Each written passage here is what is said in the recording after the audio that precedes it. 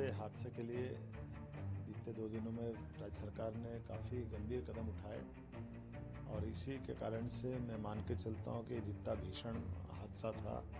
जिस हादसे में कई गुना ज़्यादा नुकसान हो सकता था, लेकिन सरकार की सजगता के कारण से हमने उसकी गंभीरता भयावहता को समझते हुए जैसी जानकारी आई इमीडिएट कैबिनेट के समय हमने एक मीटिंग बना करके, जैसे कि आप सबको जानकारी है, मंत्री के साथ अधिकारी भेज करके राव उदय प्रताप सिंह जी को तुरंत भेजा था। इमीडिएट सभी प्रकार के प्रबंधन करते हुए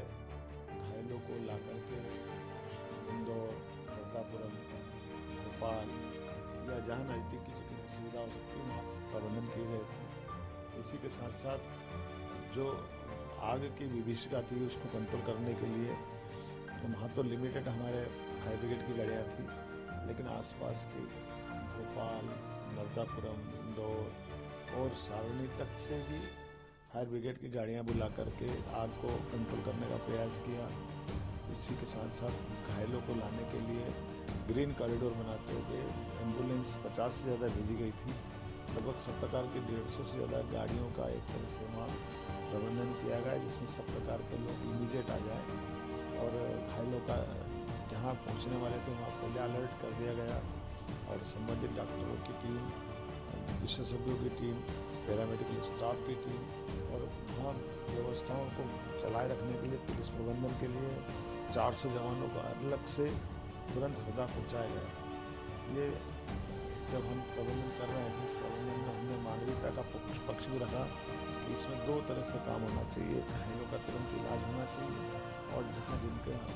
कोई का प्राणांत हुआ है उस परिवार को यथायोग्य जल्दी से उनको इसकी साल संभाल करने के लिए, बताने के लिए और कम्युनिकेशन करने के लिए एक टीम अलग बनाई थी। मैं इसी के साथ साथ समान रूप से उसी दिन शाम को एक आपात बैठक बुलाई, जिसमें पूरे प्रदेश के अंदर ऐसी कितनी भी फैक्ट्रियाँ चल रही है, इन फैक्ट्रियों की सर्चिंग कराना, उनको जानकारी लाना और उन पे भी जो नियम के हिसाब से अगर उल्लंघन कर रहे हैं तो कठोर कार्रवाई करना। यही कारण होगा कि 2 दिन के अंदर ही हमारे पूरे प्रदेश के अंदर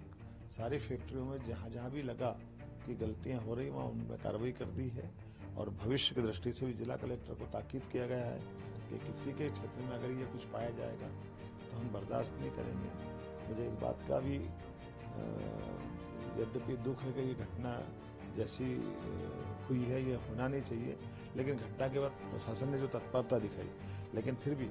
अगर किसी की गलती होगी इसलिए एसपी कलेक्टर को भी हमने वहाँ से हटाया और एक जांच टीम का गठन किया है कि अगर किसी की गलती किसी स्तर की भी होगी हमको उसको छोड़ेंगे नहीं और निश्चित रूप से उसको दंड देंगे और आने वाले समय में घटना दोबारा ना हो पाए इसके प्रबंधन भी कर रहे हैं। मेडिकल सुविधाओं को लेकर बढ़ावा देने के लिए भी हमने अलग अलग हेल्थ डिपार्टमेंट में भी आगे प्लानिंग की है। साथ ही साथ एयर एम्बुलेंस की भी प्लान किया है कि एयर एम्बुलेंस ला करके ऐसी घटना अगर होती है तो नज़दीक के हॉस्पिटल में या दूरी के कारण किसी के अगर कोई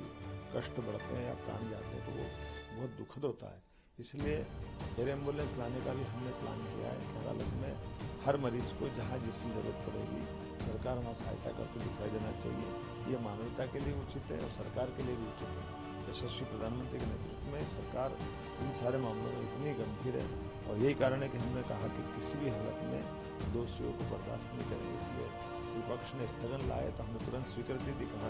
अगर हमने काम किया है तो उनको स्थगन में जवाब देने में उनको कोई गुरेज नहीं है। और रही बात जांच को लेकर के तो निश्चित रूप से जांच निष्पक्ष होगी और पूर्णतया सबके गले उतरेगी और कार्रवाई भी उसी प्रकार से होगी, किसी की गलती हुई उसको छोड़ेगी।